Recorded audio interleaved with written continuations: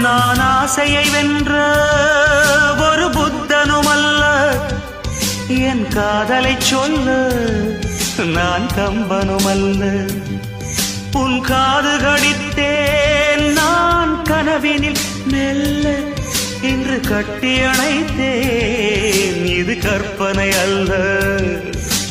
அடிமனம் தவிக்கும் அடிக்கடி துடிக்கும் ஆசையை திறகிவிடு, இருவிழி மயங்கி இதழ்களில் இறங்கி உயிர் வரை பரகிவிடு.